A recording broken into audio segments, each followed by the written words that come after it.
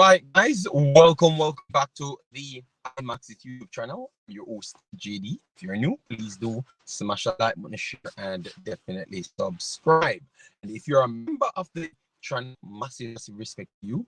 And definitely, if you want to become a member, what you could do is click the join button if you see it available to you. But if it's not available to you and you insist that you want it, go in the description, click the link, and YouTube will help you once you do click the link. I think you want it to press. All right, so you start by the title. Mason Greenwood in the building. We're going to be talking about his performance yesterday and also the Bellingham thingy that you guys said you wanted me to talk on. We put that in it. Then we have to talk about Arsenal. Reis James. Reis Nelson, I should say, sorry. Reis James ain't playing football. Chelsea ain't that good. Yes. Then we have to talk about the local squad and what the coaches had to say about that. You guys are going to be happy, or at least some of you guys. Yes. Then we're going to look at the World Cup schedule as well, due to the fact that a lot of countries complaining that United States got better preference than them. We have to discuss all those things. Yes, so let me start with bigging up the people in the house, then we get straight into it. Then we have Omar Fowlin in the building, said S-Technic says Arsenal, JD, no matter what you say. All right, I have not said anything at all. I've never even started the stream. Then we have our brother Chris Smith in the building, said the number one channel when it comes on to football. Yeah, man. We have number one and number two when it comes on to football. That can't be stopped. Best as documentary, massive respect. We have Alex in the building, Tyrone Henry and Mr. Press. Mr. Press, I don't know who that is, but good morning. How are you doing? Sometimes the man change their things so fast I can't even keep up with it. Then we have Joseph Brown, my brother in the building. Tom in the building. We have Dark Best Car in the building. At 30 minutes, I will drop the link for this one. All right, yeah, man. So let me get straight into it. Yes. Mr. Greenwood, yet again another good enough performance. Under his book. He's coming back from a long layoff. He never had any excuses. The opportunity that came his way, went out there and did his job for pretty much the entire season. We have to say that, all right? So get off yesterday. Get off. Let me give it to you right here. Get off yesterday. They took on base. The game didn't 1-1. And the goal scorer for Getafe was Mason Greenwood. All right, Mason Greenwood. It was a penalty, yes. So, but he was the one that's creating the problems. 90 minutes played, expected goals 0.79. That's definitely rising. Expecting assists 0.06. That is a little low, but tell you what, he's doing his thing. 50 touches in the 90 minutes. Accuracy passes was 4 of 33, 73%. Not the best, but okay. Key passes 2 on the day. 2 passes attempted. None of them came off. 3 of 3 long balls came off. 1 shot on target. And he had 6 dribbles completed out of 8, which I think is improving rapidly. On the side, I like it. He won the penalty and he took the penalty, scored penalty. All right, yes. Round duels, 8 out of 13. Here, duel lost that 1.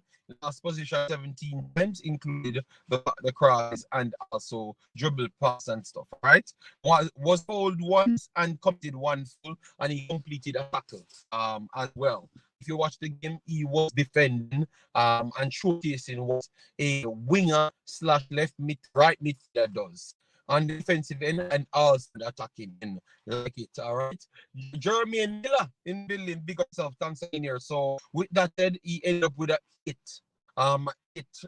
flat 8 out of 10 performance because he was defensively good, he was attacking good, and still scored a goal on the day, and he's just coming back. So if you want to put 70 points, to bring him up way off, because he was playing football for the longest time, and he just came straight in and turned it on. All right. So where's Mr. Smith that said that we are overhyping him? Since he said that, the guy continued to score, assist in all games.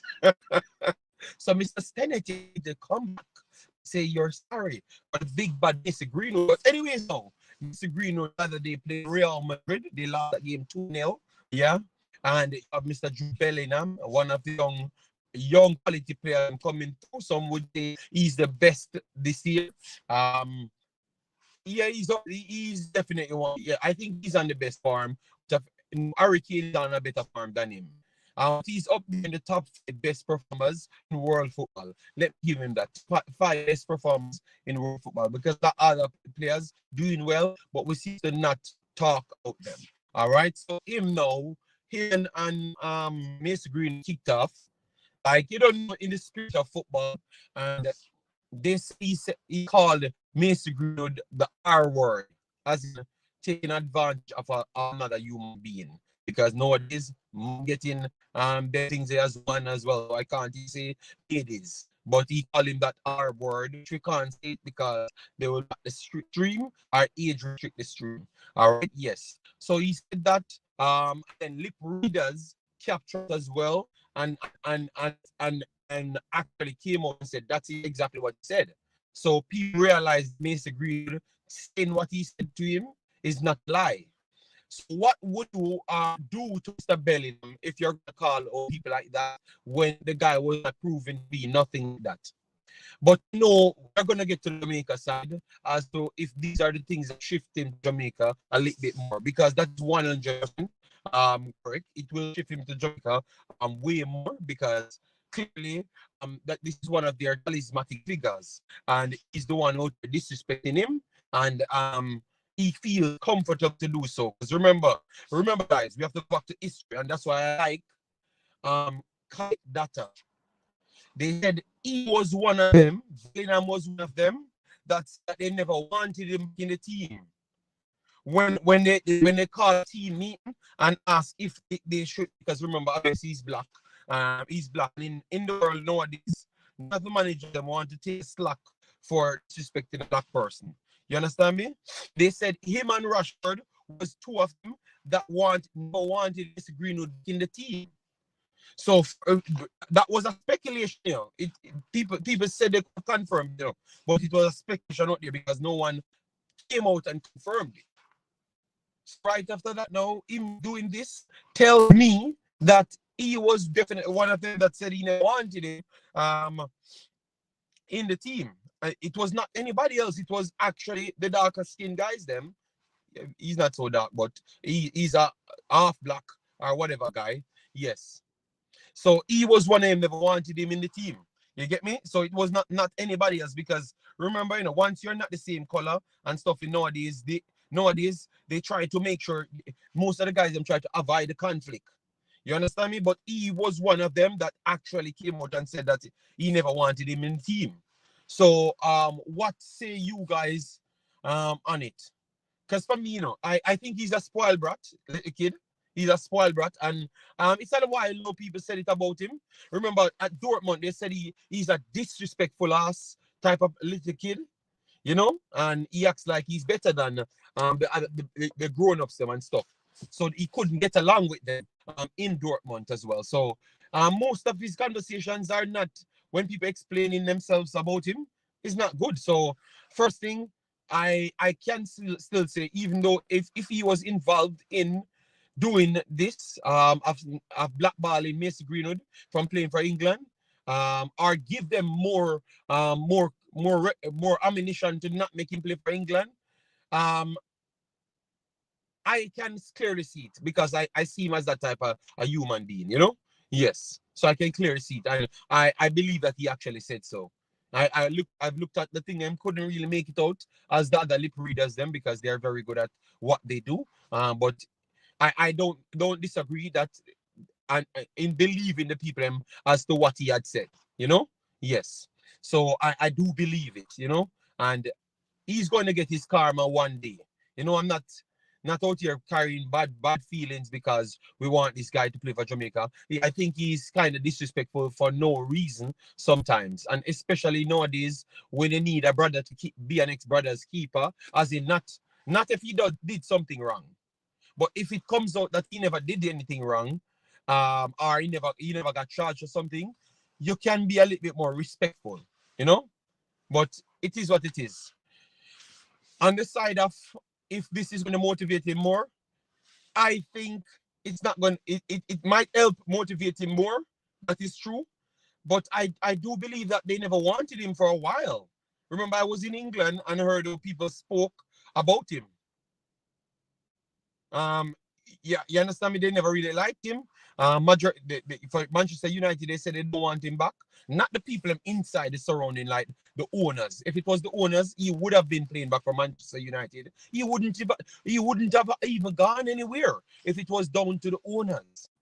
But because the ladies football team came out and said if he plays, they're gonna strike.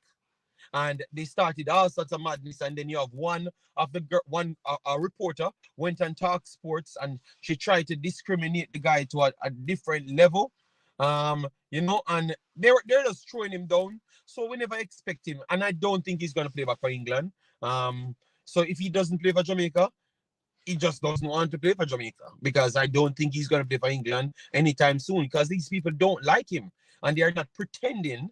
So this itself makes it even worse, because now you look at a brother that you're saying, okay, this guy is black like myself or half caste like myself, and look at how the man deal with me, and I've already heard, because clearly it looks like they have some fiction, because maybe he already heard that he was one of them, never wanted him in the England team.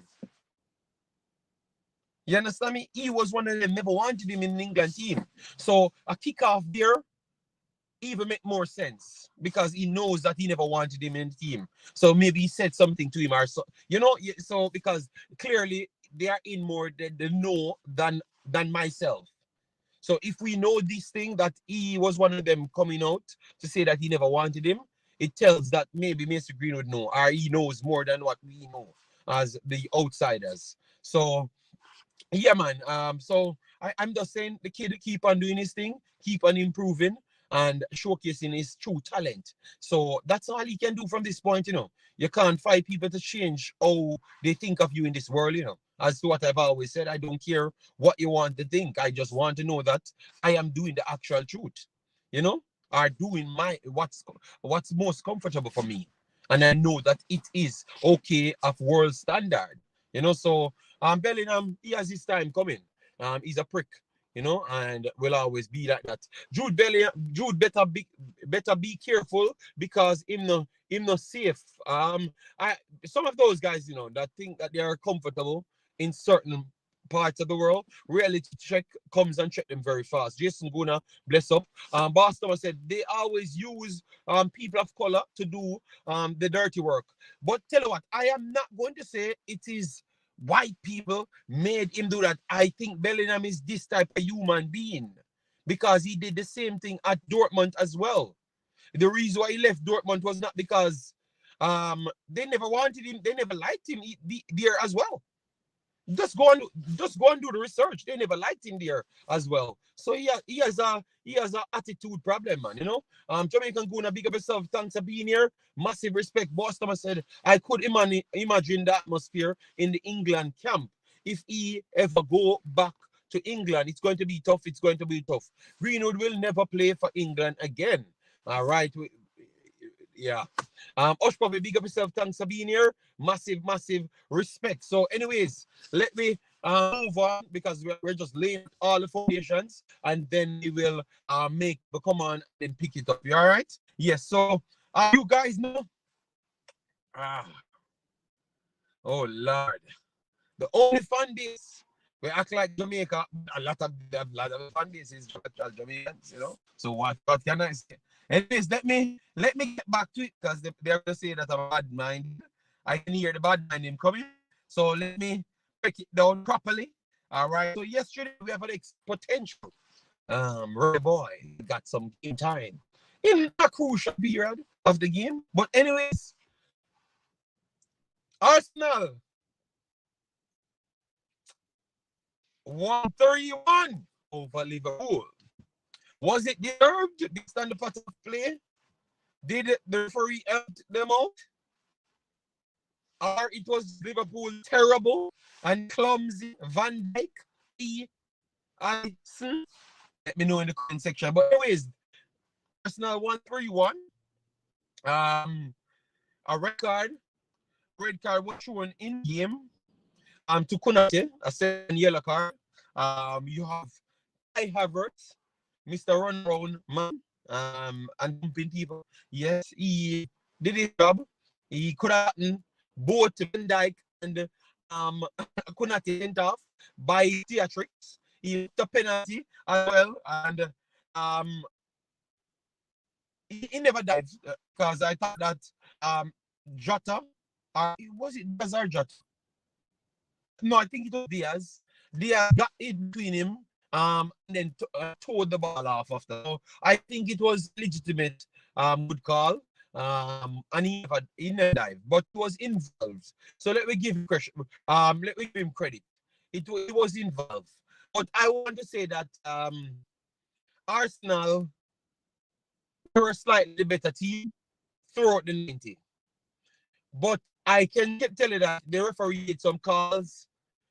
I knew what would have been the bigger talking points at the end of the day, because all bad calls them kind of go against Liverpool. But you know, I'm not going to be sorry for Liverpool.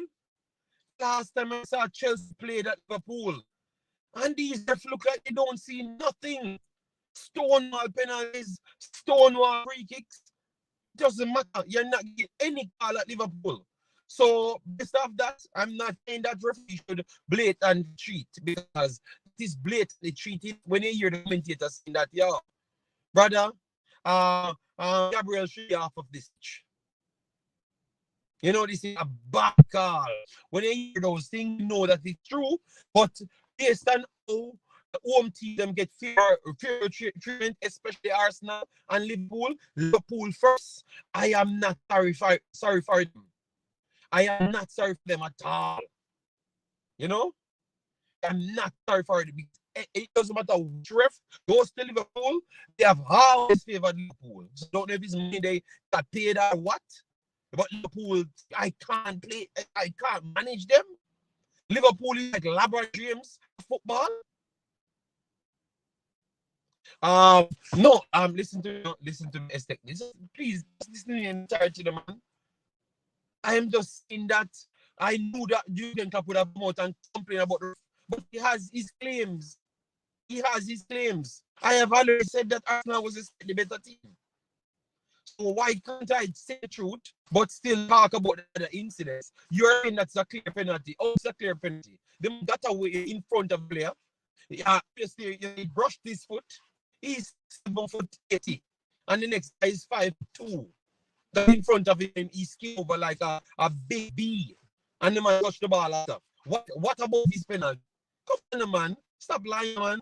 They're giving Arsenal credit, but yet they're still complaining. Come on, man. Just say that some of the calls them were dodgy. Some of the calls them were dodgy for I saw clear fouls, and when they replay it, the commentator that's seen it and he's an eyeball. Okay, if my internet is breaking, I'm very sorry. All right, yes. Oh my God. Anyway, let me move on. So, good win for Arsenal. It is even better for Manchester City, because what that does now gives Arsenal 49 points, technique, and City has 21 games played, which both of the teams at the top has 23 games played already. All right, so with that said, now if City go out and batter Brentford later, you know, then go back and win the next game, City would be in top of the Premier League on 52 points. So I am glad that Arsenal won. I never really wanted to win because of the fan bases, like Van Estek and the rest of the fan base. You know what I mean? So it's not because they're not going to do me a favor, you know. They were going to do me a favor, but I still never wanted to win just because of the behavior. I know that City can beat Liverpool and they won. And we also beat City, no fear. Okay, no fear. Don't worry, Estek. Reality will come in. Big Pinnock. Pinnock with offensive masterclass. No worries. Peanut be playing 14,000 games. Half City players have not played 20 games for the entire season. Kevin De Bruyne played 3.5 seconds. He's full fresh. You have Giddy Man. Giddy Man plays 3.5 seconds. And Haaland played 2.4 seconds. Who back now? Diaz played 2.4 seconds. Ake played around 7 seconds. Then we have my boy coming, playing around. Most of the team don't play the football. So at this point, everybody City's team fresh. So people get what he's looking for later. JD, we talk about Nelson. No, we are going to talk about Nelson, but the war of Arsenal has to continue. So anyway, let me talk about Nelson, because the people said I off topic because I bad mind Arsenal, which is a lie, which is a lie, people. It is a lie. They just can't come up the truth, because majority of Jamaican fans are Arsenal fans. Oh, ironic. The same when it comes on to Reggae Boyz. No. All right, then we Martin Bidding, Owen. All right, yes. All right, so Nelson had 11 minutes. He had some good runs here and there, because he was the one going forward on the right side. People say he can't play on the right hand side. He was on the right hand side, chopping back, tried to retain the ball. So he was trying to do a Grealish drop. He did a job. He had 6 touches of the ball, completed 3 of 3 passes, tried 1 crossing and completed that one. Last position only 2 times, 1 clearance, and he blocked a hell of a amount of lanes. Because at that point, before the red card, Arsenal dropped in a low block, and Liverpool was coming at them. All right. And right after that, they gave him the red card. So Arsenal had to try and come forward. And that's when Nelson was effective. His dribbling ability, very good. His positioning, his dribbling ability is very good as well. So obviously, he doesn't really get much long game time. But his principal footballer showcase that he gets more longer game time. He's going to be a good footballer, because he does right things right. And he has a footballing brain that does run up and down like a headless chicken. When you're winning the game, he does the right things, lay out things and properly. All right. Yes, and I like it. So good cameo from him. Him and Prasad did a very good job. Yes, he did a very good job. Arsenal had the next big chance in the game. Kivia, his name is, yes, he had a good chance to seal the game to make 3-1 way before. Okay, people stop bad mind and the like button. Okay, they come back with it again with 5 likes on the video. Oh my God, we have 100 people and 5 likes on the video. The disrespect, but I'm telling you, when they can't bad mind me, when they come on to me here, I like a state, because I'm the damn thing that does work. So you can't hide it. The content, yes. All right. So, anyways, Arsenal wants and City. 48 last City. All right then. I saw 5 because when it starts, it doesn't really move. So I had to be cursing them out for no reason. So, anyways, so that's it. That's right there. Let me just go to the other sides of the conversation. Yes, because the amount of information coming in. Yeah. So, anyways, some scheduling of the Concacaf World Cup Games. The opening was announced to take place on June 11, 2026 at the Estadio Azteca in Mexico. The opening match involving Canada will take place on June 12 at the BMO field. They are giving all of the ways. All right. So I have heard the Canadian them complaining about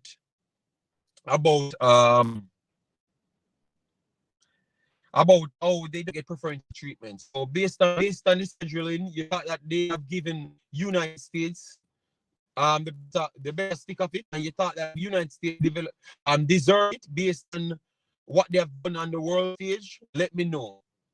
Because I heard one of my friends from Canada, he was losing his marbles about how they have done it. I don't know if it's because they put finals in United States. A picture that pretty much it's not so much football centric. So most would believe that it should have been like maybe that sticker or something. But that sticker atmosphere might not be the most suited one. But obviously, they believe that Mexico likes football a little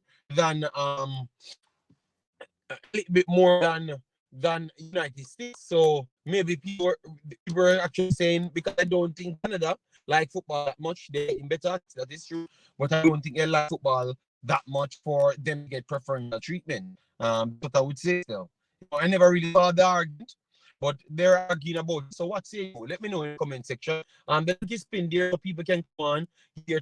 I'm going to talk about this, the World Cup 2026 schedule, and also what they had to say about the local performances and the boys that came through the last time, and then we can talk about the balance, how we should truly do this, because I heard the cries for Dixon to be in the national team. That's the cry in Jamaica, and I have said something yesterday that people got upset with, but I'm saying that if Dixon scored in a game in Jamaica against JPL players, does the standard actually rise for you to have that conversation? Because now you have Devante Cole that would have been at fourth, but yet still he's tearing up League One.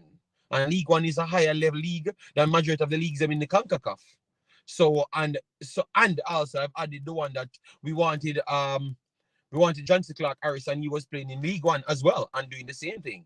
So how is it these kids in Jamaica kind of get this unnecessary favorable looks? Because to be honest, it's not the truth. I had that conversation. Yes, so that's one. All right, so Kishan, all right, let me fix that, because don't speak as yet, my brother, to sort of layout. So all of that, we're going to talk about it. Yes. Boss Thomas says, blessings, Father Bling. Thanks for being here. Get away. Massive respect. You're a real one, man. Real one, man. Big up, big up. Yeah, man, you're a real one. All right. Father Bling in the house. Boss Thomas said, biggest stadium in the US, and tickets will sell off for the finals. All right, fair enough. Gmails, big up. Kishan, go ahead. What you want to talk about so far?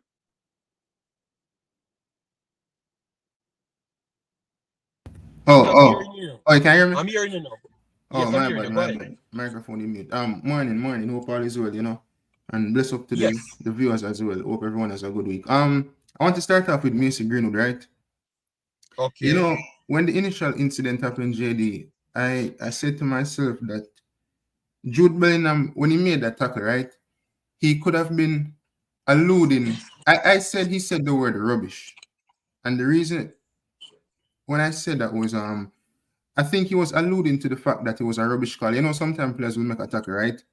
And despite the tackle being a foul, in their eyes, they don't see it that way, And I said that it looked like he said rubbish.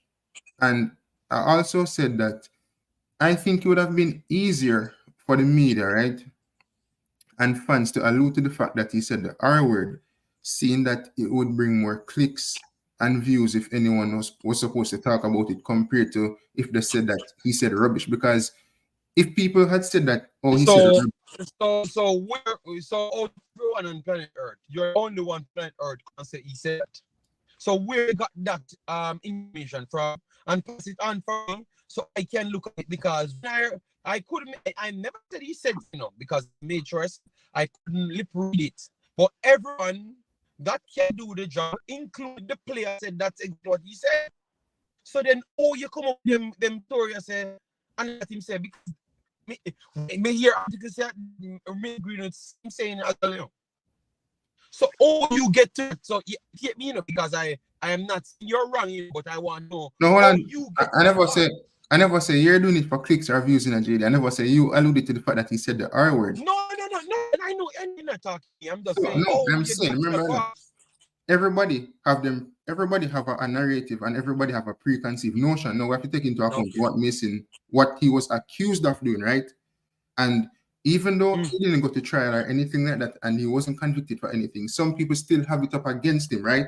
So those people, if media reports come out and say Jude Bellingham said the R word, they say for them, JD, if something not go so, even if it not go so, they are going to stick beside it. You know them way they, even if they're not lip readers themselves and they look at they stick on the incident. So they stick on the incident because you come to a conclusion. So I want to know how you get it. So me can go repeat the process to learn.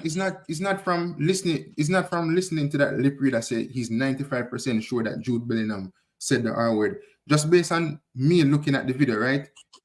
I'm of the thought that he said the word rubbish. Reason being, when he made that tackle, right, and the referee called a foul, I'm saying there are many players out there who will make a tackle, right?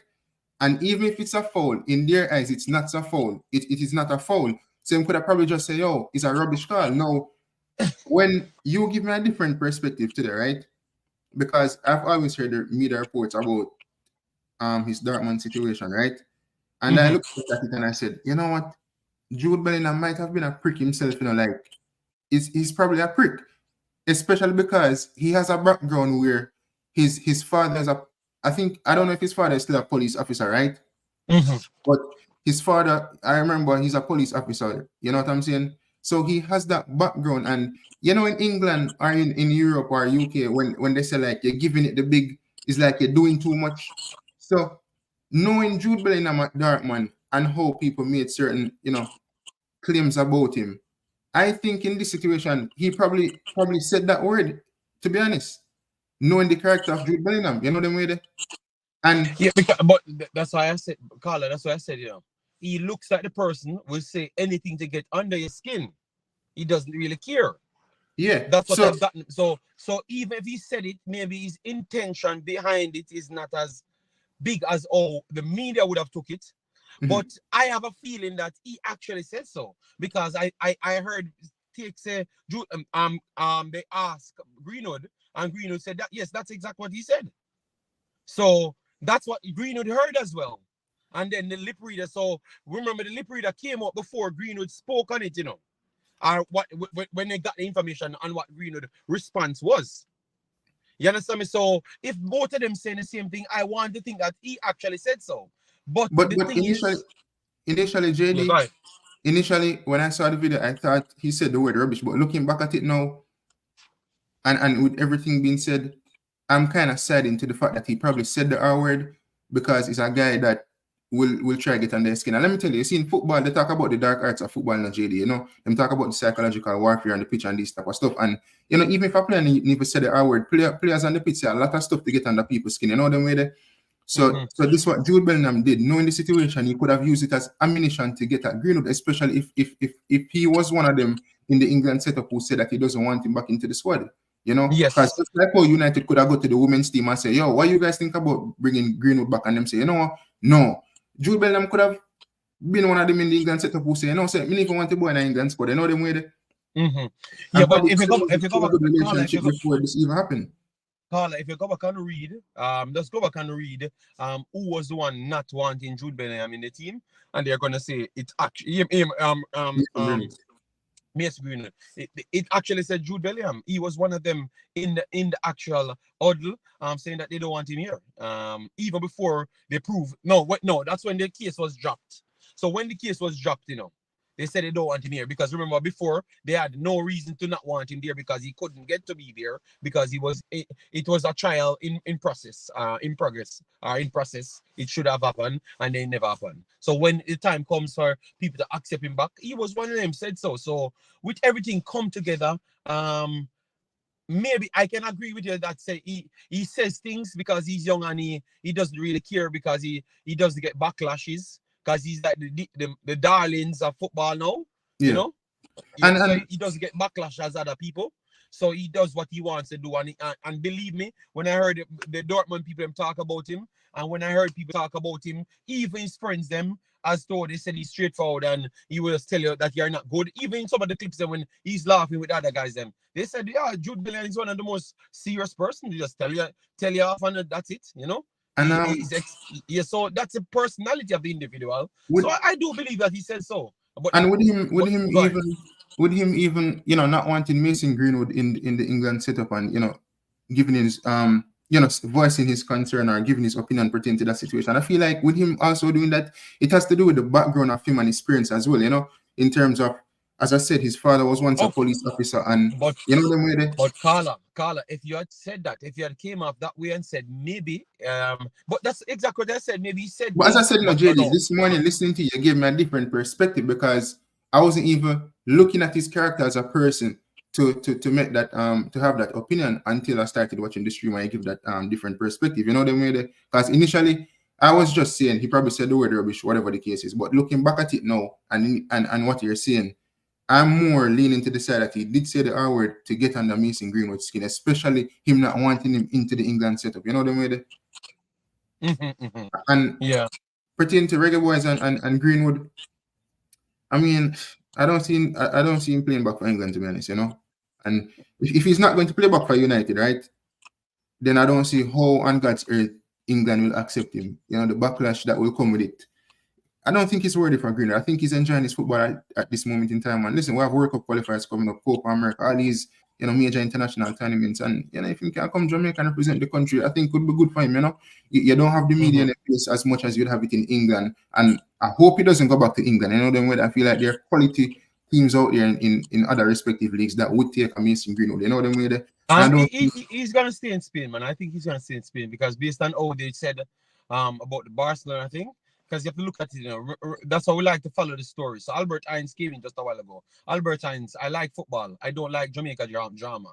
So if I am talking about Greenwood, you don't have to click the video, you know, because what I'm talking about is him playing a game. I can't talk about a bagger man when I play football and can't get in a team and I do nothing and just bagger over hype. I'm not gonna come and talk about Dix when Greenwood play football. Me want watch football. Me I go watch youth 17s, girl football. I mean enjoy it more than talking about a bagger man when I do nothing and a bagger ego. I not do that. So me I talk about the youth. The youth have a possible chance as every other young youth in Jamaica who don't make the national team, him have the same chance as them to play for Jamaica. So he's on my list and that's how I do my thing. You get me? Yes. So if you don't want to hear about him, no problem. But I will want to talk about the situation. And the sad thing is, one second. The sad thing is, why am I channel people come and say me not to talk about him? As in this situation. Me literally hear people talk about this. This was a topic, you know. Not because remember this was a part of my show, but I was talking about the performance. But we slide into this. But this was a topic, you know, and I never heard you, Mr. Whatever your name is, said anything about it. So brother, whatever me do, if we talk about Leigh and Biel, when I like him, when I come on my video, when I cuss me out, and then me not talk about that, and me still talk about something else, I don't have a problem. So when you not have a problem, you know, that brother, just love my channel alone, man. I'm going about the business, man. International, yeah, man, international, man. So other people will turn up. Yes. Boss Thomas said, so JD and Jude have the similar. No. Jude is different because I wouldn't jump up like something in something like that if a man gets found not guilty or the case dropped. And remember, I was talking on this matter for a while. And remember at the start, the first thing happened in this case, the father of the girl came out and said, you should not believe that girl because she would do anything for attention. And from that point, I said, I'm going to reserve my judgment on this kid because I don't know. Because at the same time, I heard that Jude, Miss Greenwood, was messing around with other girls. You know, that was on the internet a lot. And remember, he just got caught with him and Foden at the Iceland thing or whatever. I don't know the location and I don't need a correction. Yeah, but something like that happened. And it was a situation. So me put all that together and say, I'm going to let it play out. You get me? Yes. Jamaica Good said, why would a man click on a video, title something they don't want to hear about? I don't know. I think they just come here to cuss me out and everything. But before we go anywhere, JD, why when a man control kick a ball in the JPL, everybody want them in the scene? I don't know. But let me give J Mills. G Mills, I hope your situation is not exactly is exact. You said you got 7 shots.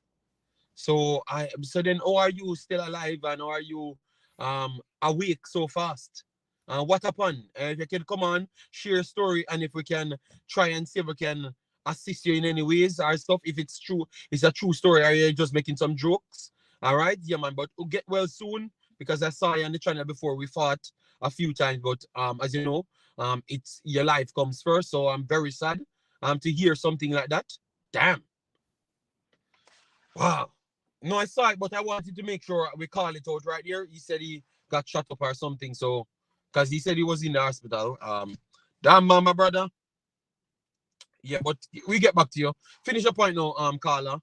Sorry about Yeah, and also, whilst I'm not an Arsenal fan, right, JD, I think people need to give them credit, you know, because over the years, you know, the same Liverpool and teams like Manchester City used to smash up Arsenal like the 5 and the 4 and them thing there.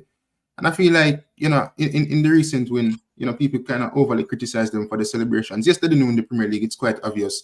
But it's a massive win for them, you know, them with, especially with the recent run of form that they had when they lost to teams like Fulham, etc. So, you know, them win the game. I think on the day they wanted it more than Liverpool, to be honest. They had that fighting spirit more to me. And I think Liverpool, with some of the injury problems like Szoboszlai and Mohamed Salah not being there, and you know, things didn't go their way in specific. But other than that, I don't think Liverpool were on it yesterday. You know, they made it so. You know, Arsenal get the 3 points and they move on, and you know, whatever happened at the end of the season happened. You know. Okay, nice. So let me bring in Jason to hear what he has to say on what we talked about so far. We are going to, after he finished speaks, we are going to go on the Reggae Boyz, what the coaches them had to say and stuff, and then we bring out our measuring ruler because we have to do it because it looks like we are the only person on planet Earth we talk about Reggae Boyz football of sense. I had that in a long time, you know, but now I'm kind of knowing that it's actually true, you know. It's either these people love people money and they don't have any sense, you know. Yes, but we have to get into it. But anyway, go ahead, Jason. So we have to say on the matters them so far, and then we get to the Reggae Boyz war.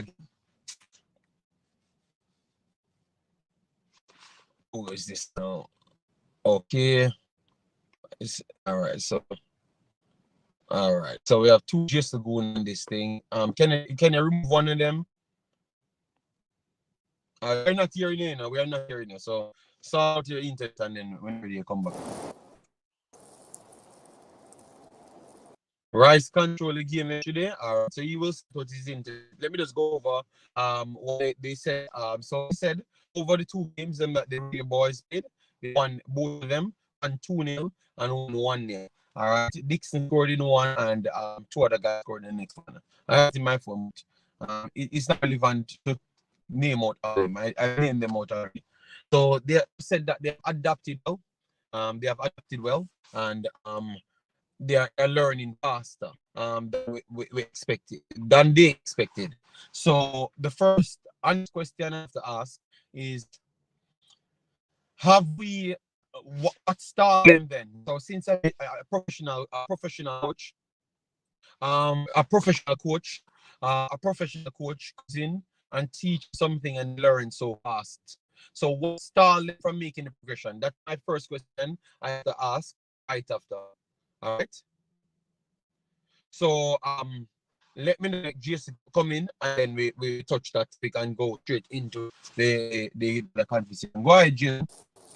Yeah, I don't know what more ago, but big up JD, big up Kishan, big up everybody in the chat. So I talk on the few things we're talking about so far. So first the Arsenal game, I think, yeah, as Kishan say, I forgive Arsenal some credit. I think we fought harder than them in the day, and we actually played some better football. I thought when the team sheet came out and I saw Jesus out and Havertz playing up front, I was kind of dejected about that. But to be honest, Havertz did a good job pushing back Konate and Van Dijk. And I thought that his harassing and pressure was something that we really used to our advantage. I thought Arteta learned from previous mistakes against Liverpool. He played a lot more rigid back 4, where the wing backs didn't really cut inside and invert, and he made up for that by playing Reis and Jorginho in the double pivot. So I thought that was crucial to making sure Jota couldn't find the half space like he's been. And we just kind of said, okay, we're going to try to see if we can just stop the wingers and the fullbacks when them attack. So I thought Arteta with that tweak was very smart. And I I thought overall on the balance of play, we deserve to win. Now, on the Greenwood thing, I think that Kishan, I know you said that you thought at first that he might have said rubbish. And then when you look back on it, you think he might have said the other word. Well, I can tell you, if you think he said rubbish because they called a foul, on that play, the referee didn't call a foul. It was just a throw-in for Hetafe. So I don't think that's, if he was saying rubbish, he would be saying he's rubbish, he can't play football, which I don't think even Bellingham, the way he is, would even say that, because everybody can see that the player is not rubbish. So I think he said what people are reporting that he said. I'm not a lip reader, but I saw it pretty clearly. And you could see even in the challenge, like if they really were put a hurt on him in the tackle, he was trying to tackle him hard, So you could see that there's something there.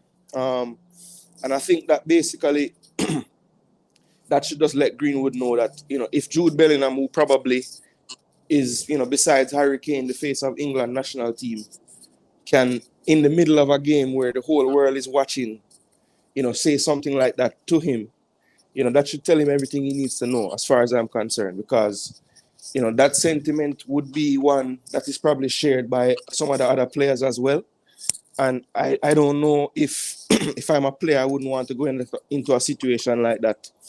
And I think that's a part of the reason why, we won't see him again. I don't think the players would stand up for him at all. So, yeah, that's all I'll say on those things that we've been talking about so far.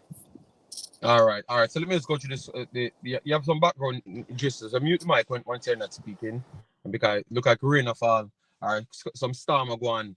Cut out the like, guys. If you just come in and we have 170, that was massive respect. Thanks for coming here.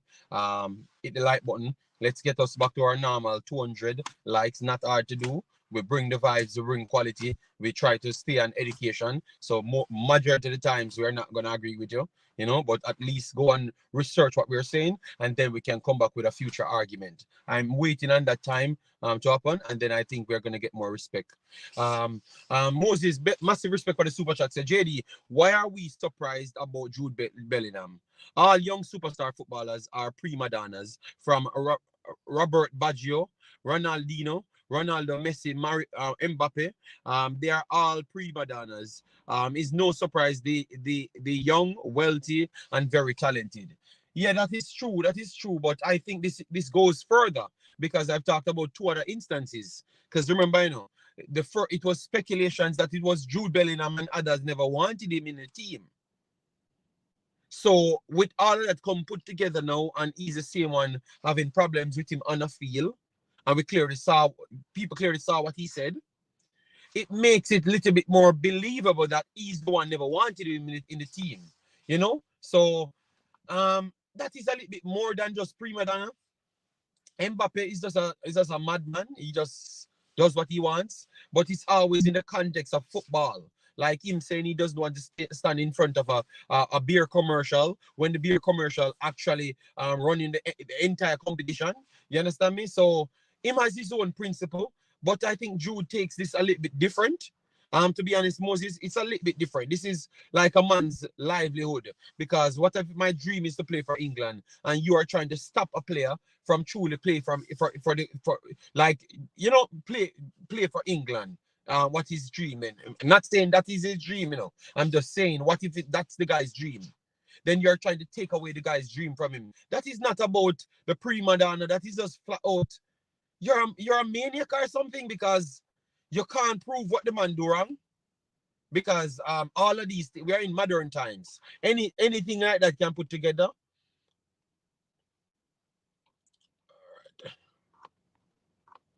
We're in modern times, so anything can be put together and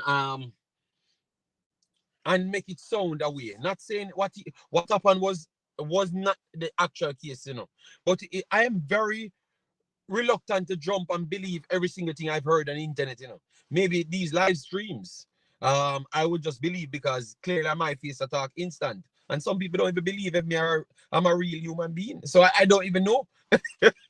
So that's my reaction to that big boss. You get me? I think he's a little bit different from most of the superstars. You get me? Yeah. So anyways, now, for instance, we heard that we never really hear the coach come out and say he's 100% happy and they are over the top. Meron Garden came out and said that Meron Garden was the one that came out and said that they're progressing even ahead of how he thinks. What the coach came out and said was Dixie is a born goal scorer. He likes it. He likes his energy and stuff. He never really talked on the progression scale that he has. So I'm not going to say the entire coaching staff. It's just Meron Garden. So maybe Meron Garden's expectation is a little bit different from the coach's one. So let me stick it to Meron Garden. So what was stopping us? What was stopping us?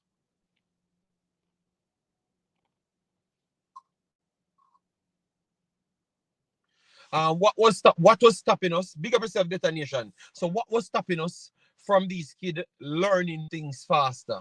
Then, if when this coach comes, Merengard will say that he thinks that they are learning ahead of the schedule. So we saw Jamaican gonna jump in, but anyone wants to take it on first, please do so, and then we can start the conversation. And then the next point will be the next Jamaican sensation, if he truly deserve a call up in the national team. But we can avoid that. I will lay out that different, so people don't have to get themselves in problems, you know, because sometimes maybe people don't want to talk and the things that I will take on. You get me? Yeah, So bless up. yes. Yeah, go ahead, Jamaican Gona. Yeah, bless up. Good morning, good evening, good afternoon. Big up yourself, JD, and the other panelists them and thing and people them in the chat is me. My input pan, let me start right where they know, because I wanted to talk about something other two more other points. But let me start pan where they. Let's run some parallels. Last year there was a schoolboy that lit up the Manning Cup, the schoolboy football competition. Richards. When he did that, everybody was calling for him to be in the national team. He actually went into the squad and played 2 matches on local side. He didn't score in those matches, but he lit up the team. He lit up the schoolboy football season. He wasn't playing any football for a minute, but he still was invited in as a local lad. This youth, Dixon, basically lit up the schoolboy football season, got called up international program, scored a goal. Played on debut in the local league, semi-professional league, scored a goal on debut, a wicked goal as a matter of fact, as well, wicked finish. So we're looking at 2 very talented players. Now, take out Mr. Richards out of it, and let's focus on Mr. Dixon. Now, the local youth is a out-and-out striker. We need prodigious strikers in Jamaica's side, because we are looking at an aging front line, not just the starters, but in terms of the people them coming off the bench. We don't have young strikers in our side to let's say, you know, move the needle. We know nobody we can move the needle in terms of the age. So we are now campaigning to have this kid in the national team. For local setups like these, I always say this. I said it last year when it was in relation to the previously mentioned player, and I will say this year. When it comes to local assembly, when it comes to local squads, that we're putting together a squad of players that are gonna be competing on, let's say, practice games against, you know, Trinidad this and Trinidad that and local Premier League side. I am all for the person who's creating the biggest buzz, or one of the person who's creating the biggest buzz. Get them in at the side, make us see what them can do. Round bigger players, round players that they don't know. Get them in at the side, make us see what them, make us assess them this, you know. So I am all for that. And I said this last year in relation to the previously mentioned player, and I'm going to say it this year in relation to this player. However, when we're talking about World Cup qualifiers and we're talking about Copa, we're talking about Nations League, we're talking about a different ballgame. So but my Jamaica, thing, not to stop you. That's exactly what they're talking about. You know. They're not no, talking about what you just explained and everything. They're talking right. about the national team. That's what they said. No, it's still even if it's a team that goes to Trinidad and play against a side, it's still the national team. It's still put on the national colors. You know what I mean? So we're talking about levels now, tiers. So levels to the thing. My thing is this: I am all for bringing in Dixon in the squad and let him learn from those senior players in front of him. Michael Antonio, Shamar Nicholson. I am all for bringing him in to learn. Okay, But so when it comes to the squad cutting, and we're gonna say this is a squad that is going to the nations to play against this match. I don't know if he might be there, but bring him in and assess him. That is the only thing we can do, because we can't assess him based on schoolboy football. yeah, Where but I watched Jamaican Kuna. All I'm saying, let me show. But Jamaican. Melano JD. Okay, Milan. all right. Then land. Then we can't ask a question. All right, You in Milan, that's where Milan. I go land. Me a land here now, cause me just touch upon the levels now. So we are saying, me have to actually just write down everything we have said. Then all right. Yeah, wait, all right. Cut in and tell me where you are. Land. No, me no want land. Me playing stuck in the sky, bro. Land the place. All right. So what you know? So me I say is no, man. You gotta ask me. Bring him in and let him learn. Bring him in the squad. So let him go and learn. Assess him. What happened to the other 4 strikers? Then were actually play professional football. So why them don't even get bringing to? Me never tell us enough to bring them in. Bringing in one doesn't mean leaving out another.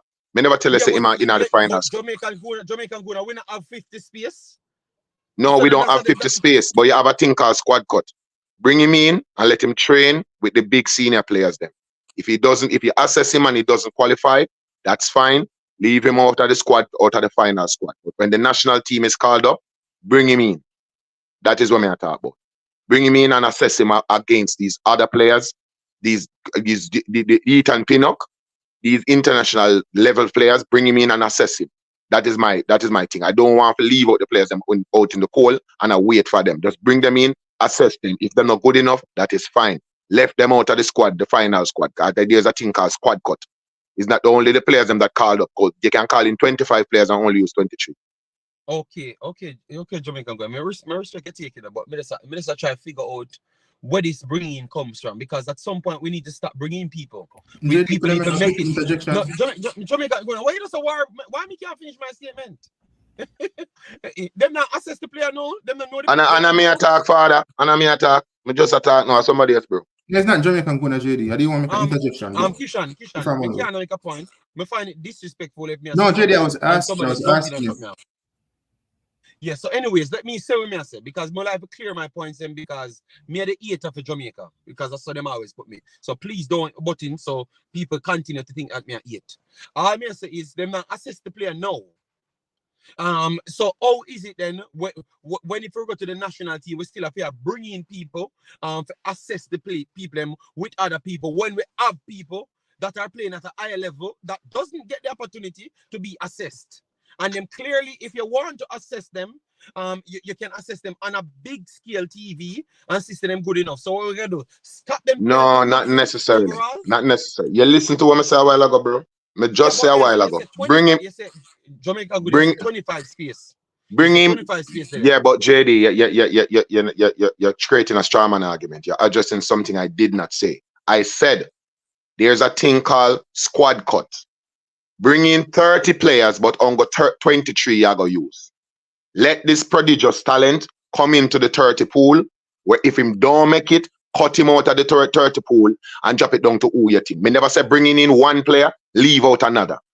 Bringing in one player, don't not leave out another. You're bringing in 30 players and you're picking up the best 23 out of that 30.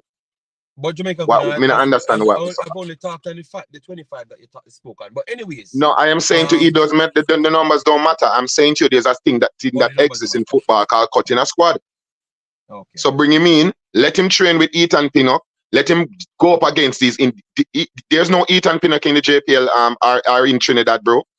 So let him go up against these high level defenders and low on these players. Let him go up against them and see how well he does against international level players. And then if he does well, then King David, may I listen to what Jamaican gonna say? Jamaican gonna say something different from what he said before. No, I'm not change my mouth, no time at all, JD. You know that. No, I'm not change my mouth. Pull it up back and see if I change my mouth. What are Jamaican gonna? Yeah, I told what you did say before become ask a question. But this man said, come on. I said it before. I said it before. I repeat myself just now, bro. I said bring him in. And there's a thing called squad cut. I told this is the third time I said that now. Okay, so Jamaican gonna. Hear this now. So we are, for instance, Mothersille, we are playing at a higher level than him. Calamari, we are playing at a higher level than him. If all of them guys there, them not gonna make the main team because we heard that the national team is hard to make. So what we do then? Extend the pool to as much people as possible just to see them prestigious talents, yeah? No. It looks like we're avoiding the game we are playing. Okay, can I answer? Yes, should we extend the pool to facilitate these prestigious talents that you're referring to, like the local talents? Like in FIFA windows. All right. So let me explain something to you. There's sometimes people look on a player and the player is called a prodigious talent. That is the similar thing who was the previously mentioned player from last year's season. They considered him a prodigious talent. So a prodigious talent sometimes will get a blight over a more established player. It's not Jamaica alone that has done it. Brazil has done it with Ronaldo. When time people are say, you have man who has scored 30 goals a season, 25 goals a season. You have a youth where they name Mario Jardel, where mash up Portugal, and them don't call him, them call a look 18-year-old youth who just playing in Brazil. There's a thing called prodigious talent. Gabriel Martinelli was playing in the 4th division of Brazilian football when Arsenal saw him and bring him to Arsenal and put him straight in the Premier League. So there's a thing called prodigious talent. These are talents that exist outside of the norm, outside of reason. So those talents can come in sometime and they can create an impact because they are prodigious. So if the coach, not me, if the coach considers Dixon to be one of those talents, similar to how we considered the previously mentioned player to be one of those talents, then he should bring him in.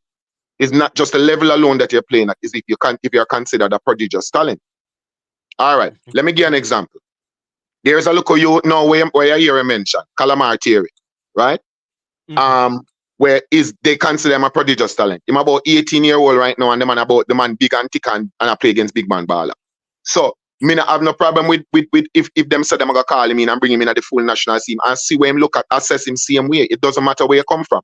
It's just that if the coach considered you a prodigious talent and they're gonna bring you in under those conditions, get a look at the player, and if the player don't really look like how you feel like you want him look or whatever, or you think he needs some more working on or more bulking up or whatever the case may be, whichever assessment that coaching staff comes to, the only way they can see that player's quality is to bring him up again, bring him in the coaching in the camp and see what they are. Me not say bringing in Dixon is gonna take a space for him. Me never say bring him in at the full the final squad. Bring him in and look for him. Me never say that. Maybe referee look a bit. Here what JD, right? No, bossy. You gotta get to speed, man. Me never say Jamaican do. Me never say that. Me only ask how much of these players, because Dixon no better than Calamari them. Him no better than Mothersille them. So me ask how we're gonna truly evaluate that, because me think the last time when we talk about previous talents, we still skip our people for favor people. So me just and I understand to the conclusion. Yeah. To say, we can put in 4 of them in our squad, but we already have the 20-odd man them. You realize that the coach, okay, you realize that the coach called up Devante Cole even though he didn't have his paperwork the other day? What did he call him up for when he knew him couldn't play?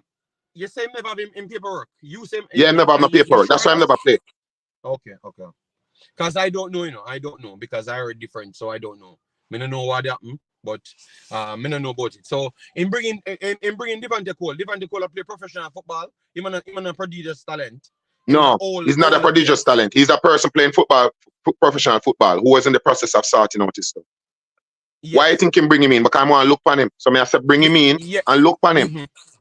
Nothing wrong with bringing him in and look on him and cut the squad later, JD. Yeah, but look, Jamaica, we have to come. What you talk about is a youth player. Whenever get discovered, whenever prove himself at the high level, that's how we are talking about. We had one of those players last year. We had one of those youth players who never established himself. To be honest, Jamaica, you know, to be honest, that was not Yeah. about a lot of things go through with It doesn't matter, bro. He's you can't say me not understand. Me not understand where you you're can't start from prodigious talent and then come and say we had one of those prodigious talent last year who never did a play no ball neither. And the coach see him as a prodigious talent and fling him in at the side. And when the coach fling him in his side, him score one goal and he did okay. Even though it wasn't not great. But I don't believe the coach see him as that. I don't believe the coach see him as okay, well, that is your assessment. I believe so the coach see him as that. I don't see this coach as a man when nobody can feel like him can thump him head back and tell him what to do. Well, you would be surprised. That's all I mean. That is when okay, so that is your opinion and my opinion differs from yours. My opinion is that the coach bring him in because him see him as a prodigious talent. And they did whatever is necessary. And now the player is a Chelsea player. That's where we go with a difference. That's where we're a difference. The player is now a Chelsea player. So me not the scouting for a living. So if this Chelsea scouts something, this player is good enough to buy it. Location have nothing to do with the talent of the players them. So you never mention Chelsea. I am saying to you, sir, when he was called into Jamaica side, he never. You see it? You never mentioned with the next man. When him call into Jamaica side, he wasn't at Chelsea yet. But no, you know what you're doing, bro. You're creating some strawman argument and attack them. You're saying you're attacking things I did not say. Attack what me say. Me good with that. Me open to that. Anything when me say boop it night head, but you can't create something. You can't create a narrative and attack the narrative and say something Jamaican good. Me a virgin. Me can call you when you talk about. So you know, some call me, I call you too. You invent strawman and attack it. Just a while ago, you start make excuse and I say, oh, the next man them, you know. Bro, me not understand why this. Me not understand this. You have a squad where your final squad is gonna be 23. You're gonna call in 30 players. So you're going to call in 7 extra players from your 23. I am of the belief that if you have a prodigious talent or somebody that you consider prodigious talent, you call him in another extra 7 there. What is the problem with that? I mean, I get it. But maybe referee look a bit. You're not going to put in 4 strikers because you have 3 already. You're not going to have 7 strikers. What other position in work on Jamaica? Bro, G, that is the reason why you're going to call in an extra player to make him train with the professionals. JD, beg your mind look a bit now. Jamaican gonna afford a prodigious talent. Me no business. Call him in and make him train with the professionals. Reis did that in the past. I'm calling 30 players, make them train with the professionals to see where them there. Then them can say, go back to your yard and go work on A, B, C, D, E, F, G. You can't assess them properly when they are trained against semi-professional players. You assess them properly when they're playing against professionals. That is my point. Similarly to the previously mentioned player, once him forward in the side and the coach say, wow, that look like him have something special about him. And him give him a run out on the field and him score a goal. All right. Me not talk about if the coach consider it a professional, a prodigious talent, and the coach decides say, you're calling 30 players, bro, you not wrong with that? Me not understand what the objection, brother. May I listen to him? But me tell him because him keep on me say, but a 4 you have and a 1 because if you have a class this one as 1, me sure the next 3 are prodigious talent as well. So what we gonna do? But suppose the coach, oh, you sure you're not the coach? Suppose the coach decides that those are not prodigious talent. Other one you want in a squad. Me see what them a do. Jamaican good and me see what them a do. Clear the other people now watch them. Me see what the other man do. And it is miles ahead. All right. Me balance between the two. That's what me say. Me jump in a little bit now. JD, what the man really has saved this, right? And you have to look into it that way, all right? Because me want the best for my country, and as me say all the while, a footballer, my baller. All right. In Jamaica, while Dixon is there, he's not gonna get the best training. Right? So if the coach is something for the future and can call him up for practice for the man, them for uplift him for the future. JD, I can't see nothing wrong with that. It's not like the man call him for go play. And that basically that you have to basically Jamaican go now. Did you listen to him? You come with an argument. You listen to him? Exactly that, me as a father. I don't hear that me hear. But you hear what him say, but you never hear what me say either. No, but you are attacking him, you know. What? Me not attack that. You hear me say, please, you hear me say, you don't know me at talk about. So the way you think what Jamaica gonna say. And you clearly understand Jamaican. When people listen to this video, just hear me because you know you're none at all. So me not listen to you any word. But you don't hear one word when I say you don't know what I talk about. All right, basically, let me tell you what I said, JD, if me wrong. Basically, I said create a level. Even You have to create a level playing field. But where you're not looking to is that the youth them in England, them are training them club and them are get top training. So we apply to a man in England, in my humble opinion, cannot be applied to a man we are playing in Jamaica because he's not gonna get the best training at Arnett. So if the squad call up and him call a 23-man squad and him can say, come in Dixon, run with Antonio, then look a bit and catch up your fitness, learn some things, and go back to your club. And that me here. I don't know if me wrong. And if that Guna say, like, quite honestly, me can't say nothing wrong with that. Like this. But I've been saying that for the last 15 minutes. From my first statement, me say, if you see a prodigious talent, or if you are talent, listen to him, just say, Mr. Double. Listen to me, just say. Guna start talk. Me not go around and with me talk.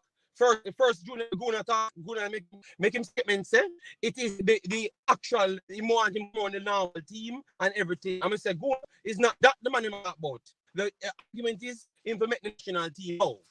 So I say if a conversation and that and Guna said okay national team now. So we cut out the Trinidad and to be a conversation. We have about one, we have put it as a contest. And that me and Guna talk about. So who said now we extend pool to whatever number because I said me I charge 125. So whatever number, whatever it takes to get them put in, we put in extra you in it and train them to learn, eat and them and stuff. And me say, well, a 4 you have a call, you wouldn't call us one. So do we have space to accommodate these guys? Because if we're going to give the opportunity, we're not going to give other material the opportunity just to see because we want him in the future. So the same thing, we are trying to get Dixon, we look for him as well. I mean, I said that, we take 4 years, maybe we for other positions. So that just kind of force man them to pick 10 more players, and then with 34, well, truly they don't want only 23 players.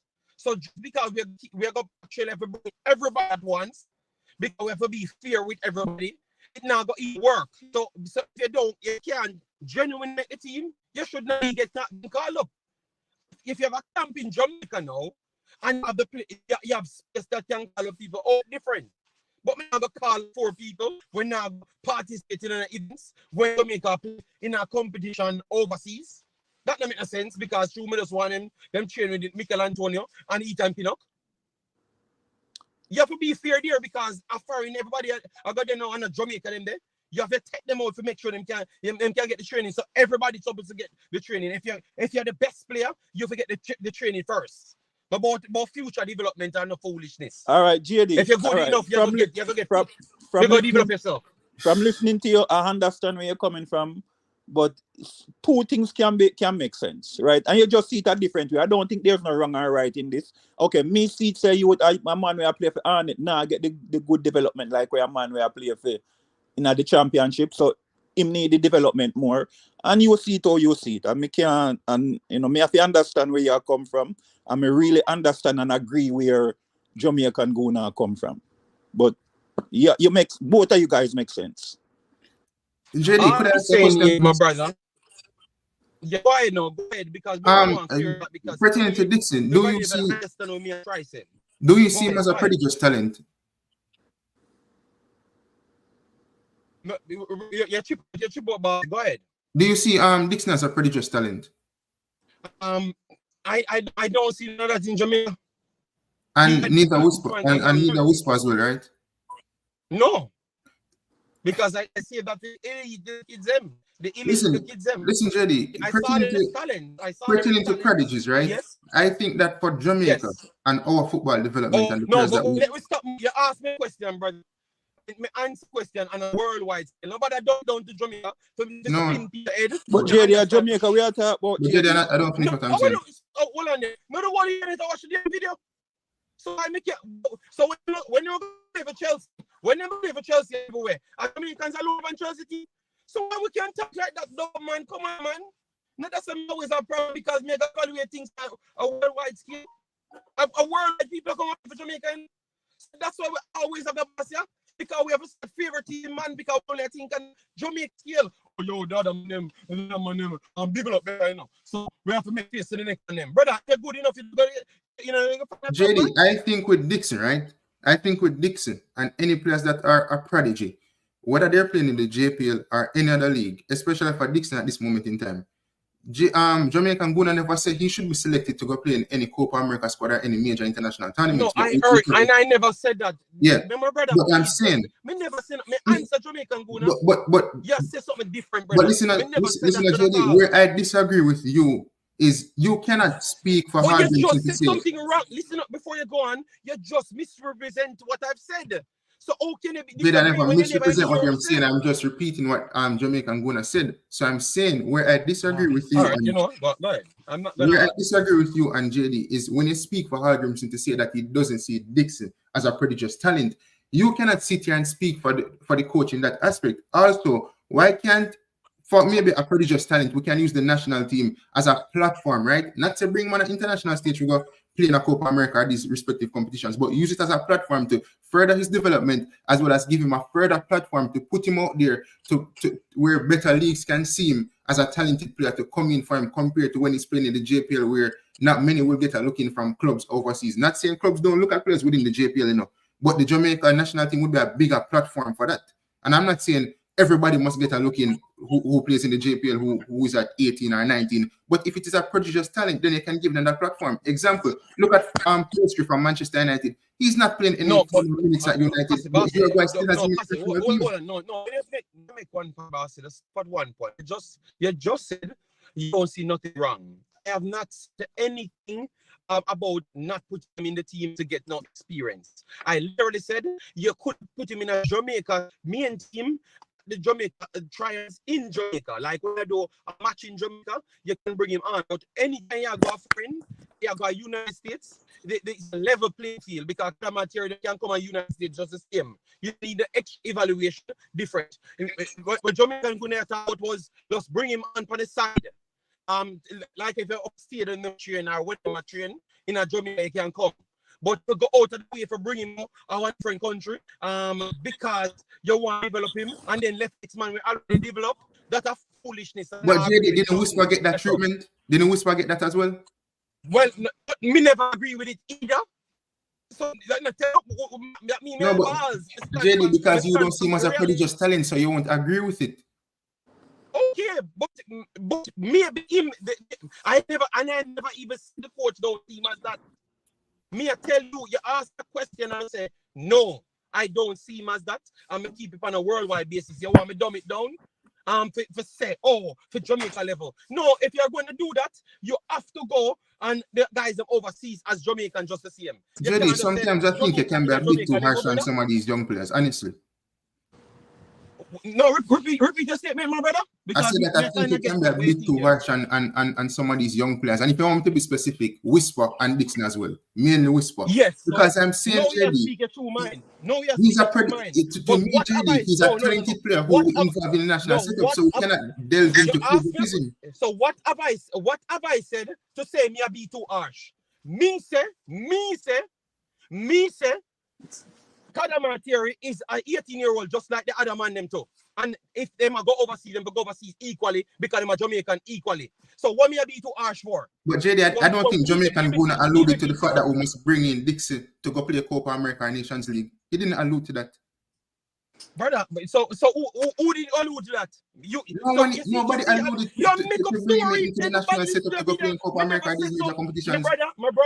My brother, you have you state a problem where you have with me. You think that me be too harsh for the next two you them, no problem. Don't tell lie on me because me not say nothing like that. So you for listen to what me I say and understand what me I say. Maybe too Mr. Guna talk in a favor. No, let me speak, man. Let me speak and you speak after. Mr. Guna talking what you believe in, say tend to sit down and listen to him well. Pull this back video and tell me, say me this say them a go a Copa. Me never say nothing like that. Me never say them and them go play in a Copa. Me say if them go on a foreign tour, me not see the need for you to take a man say you go train him and you bring him on the way. Me not see the need for that. Me think if you go down to evaluation of the actual talent and what them do. So if Amari'i is above him, he may need to go on the extra plane for take up the space. You bring the next youth that can make the national team too as well because that is discrimination. That is what me say. So we never say about team. Me talk about the training part we're gonna talk about as well. So stop telling lie on my brother. You don't hear me say? You disagree with how me evaluate things, which is in the real world. You're not gonna get that from me. Me not gonna dumb down nothing to say anything you want, me say, brother. Me not agree with it. You ask me if them are prodigious talent. Me say no, me not see it as that. People that start from Jamie Vardy, them never start from nowhere. So let me ask you this, JD. Them never start. No, me finish my point. Them man never start from nowhere. Nobody never see them a prodigious talent. Them turn out to be one of the best players in the world at one point. So if you deal with this facts, JD, right? Answer me right there. No, just answer me right there, and you can take the floor over. Make a show you. Oh, live funny, you know. Jamie Vardy or Ethan Pinnock was dubbed as a prodigious talent. No, me ask you a question. Just answer me there now. So like you want, take me. No, they weren't dubbed as a prodigious talent. So then why them end up and make Premier League team of the season? No, but everyone thought different. Jamie Vardy was sitting down at Leicester City with the same Hurricane. Was Hurricane dubbed a prodigious talent at that moment in time? Hurricane did go Leicester and never play no form of football. So everyone thought different. What I'm saying, JD, is okay. So now finish the point. If Chelsea can stay from Europe, JD, right? If debate, you don't want me to speak and come and say me, I'm gonna finish and you take the floor. So right, just a while ago, you know what we just proved here?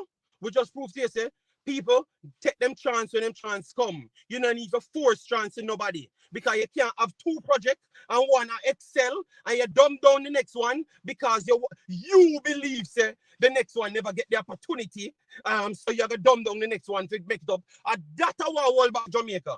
You can't speak now, my brother. JD, if Chelsea can stay from Europe with Dujan Whisper Richardson playing schoolboy football, and they could take him from just schoolboy football, right? And yes, he did go over Europe and do, 1 and 2 games and whatever with Phoenix and this type of stuff. But if they look at Whisper and see that, we can take him from schoolboy football and we can see a talent within him to bring him to Chelsea. In your eyes, JD, even if he's not a prodigious talent in your eyes, even to a certain extent, you cannot say this player is beyond the realms of other players within the schoolboy football level as well as the JPL. He's some form of talent. All right, so that's what they asked. But you can't just argue. You killed the argument just a while ago. You just said, a player playing in Manning Cup, even though he went overseas, they to see him and they believe that they can work on him. So the Ross will try to force the next man in the national team. You see the argument now? This thing about forcing player in national team, I don't hear no one say that, and you keep my brother, go train with nobody or whatever situation is with nobody else. It's still force double up. Not the way you want the argument. That's all. It's me. Force simple mean you force something means the person never actually make it. Then you're trying to create a pathway which is separate from the actual pathway of every human being to give them an opportunity. That is force. So even if you go on the training for the training and pick them. Because why would not give the other man the opportunity? Oh, because we see that one prestigious talent. So Christopher Angel is a prestigious talent. Oh, long Christopher Angel is a play good and Bob. So what we're going to do with Christopher Angel then? Show him away there. Look how him play better Dixon. That's what me I try to talk about, brother. It'll be discrimination, and we're going to keep up further this madness, make people start saying selectable from different places. You see what I'm trying to show now? Which one is better, Christopher Angel or Dixon? Christopher Angel, Dixon or Whisper, which one play better? No, Christopher Angel, but why we're going to take out the next man? Why we're going to choose a man and then don't go? Yes, so no, Kishan, answer me there, no, Kishan. Oh, you JD, as Bob said, two things can be right, and Jamaican Gona as well. JD, the man never said if you call up one man, you have to take out the next man. So let me ask you, if Kadamar injured, you get me or is not available for selection or call up, you can't bring in Dixon. You can't give him a platform, you can't help him within his development. Not the owners doesn't have to be on the JPL alone, because I guess what we know, so the JPL don't have the resources. So if Hargreaves sees him as a prodigious talent, then he's well in his right to give him an opportunity within the national setup to train with them, Ethan Pinnock or Mikel Antone or whoever. You know, the way they give him an even further platform, because he probably want the player even develop more and reach out there to other clubs and other respective leagues. That's not hard to understand. Pellestri's at Manchester United. He's played 100 and something minutes in season, not many minutes. Even before that, Uruguay still had him in the national setup because they look at this player and say that Uruguay is a team that is not going to produce talents like the France and the England and the Brazil, whatever, but them see him as a talented player that can push the national team forward in the future. So them even give him minutes at the national program. I'm sure now say you have Uruguay wingers out there who have more minutes than Pelestri at this moment in time. Okay, but Kishan, the problem isn't Kishan, but a lot of people are improve at the same rate, if not even above these guys. So that's all I'm saying. And we take out the overseas man them. A lot of Jamaican born guys might improve even further than this kid. So that's what I'm talking about. I'm saying how much of them we can put in the main team training. I get what you're saying, JD. A training we are discussing here now. How much of them we can truly facilitate. Remember, we have the conversation to JFF and the money. We have to put everything in the context, you know. So how much of them we can truly put in? It's not so much, Kishan. That's a real. You're just not trying to listen to me. Understand what I'm saying? It's not. No, I'm listening, JD. I get your point, and as Double said, two things can be right. So, you know, I don't think anyone is running. My question to you then. So you are going to pick out one because we can't afford. So for instance, we are going overseas. For instance, we are going overseas. Right? We are going on the tour them, and we want one of the Jamaican-born guys them get some experience. No, what we have to pick out one then. Then we have to left other guys then. So we bring Dixon and go at the Copa America then. Him not play. Him does a train. But JD, let me show you a perspective, right? JD, what if I'm not the best player, right? Because if you're going to pick the best player, more than likely the best player going to be in his 20s, right? In the JPL. But probably the coach are going to pick the player with the higher ceiling for developing more for the future. Yes, Double. Fair enough. But Dixon younger than my boy 2 years younger than Dixon. Who is that? I don't. So is he developing at the rate that Dixon at the moment? Of course, Ian's right now play professional, semi-professional around 3 years now, brother. Okay. I did. So I'm just saying so how him gonna feel as a human being now? Especially we just take our next man because him get a little hype on the internet. And me are going on Concacaf and them something and I play good and I perform and then what position does Ainsworth play? Ainsworth can play wing back, left midfield and even left winger. So he can play him can play striker but okay. Let me finish. Okay. Dixon play winger, striker. So him play one of the position or Dixon play. You can't talk now. Yeah, man. Go ahead, Mister. All right, cool. Yeah. You see, this is a public forum, so I'm gonna choose words very careful. Remember that I started the conversation by stating that we need strikers. We have a huge weakness in strikers because we have an aging forward line. So if you're picking a player and you said this player is the best player in the JPL, you're not just picking the player who's the best player in the JPL. You're picking the present player who you think can fit in at our where you have a deficiency. Jamaica have a deficiency in a midfield, central defensive midfield to be very specific. And we don't have no youth strikers coming through at this moment in time. As I said, the youth when him Calamari Thierry, me see too much with him. Him big and burly, quick, and can score goal and score what he upon debut. And him is an under 18 player. I just said earlier on in the conversation. He's somebody that I would call up as well to train with the team. That is what I've been saying, and I appreciate that. We are create a strong man and set things when I never say. Me very specific. We have a deficiency. You keep on interrupt me and I want me land. You keep on interrupt me, bro. All right. I'm gonna stop again. I'm gonna stop again. No. Me stop again. I'm gonna allow you to go on. And then me give you back. No, Jamaica, you're lying on me because we are discuss the training. We never discuss nothing else. The trainings. We are discussed. So stop saying that may have changed the argument. It's actually training Kishan and everybody we are talking about. Because we literally just said even if we go a Copa Jamaican Guna, we want to bring one of them and they will bring out the local guys alone and say, oh, others are gonna feel when it's not just I made my comment. You notice I didn't say local guys. I made my comment very, very specific. I was speaking of if the coach deems someone a prodigious talent. That is where my argument is, and the position in which that person plays. That is my argument from day zero.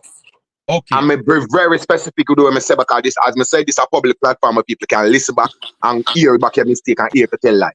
So, may I say it again?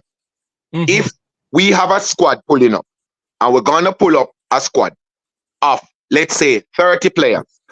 Bring in 20, you're gonna pick 23 out of the 30 there. Bring in some other players such as Dixon, who is a prodigious, if you deem him a prodigious talent, with the coach team to deem him, say is a band go, is a whatever them say. He's a band goal scorer.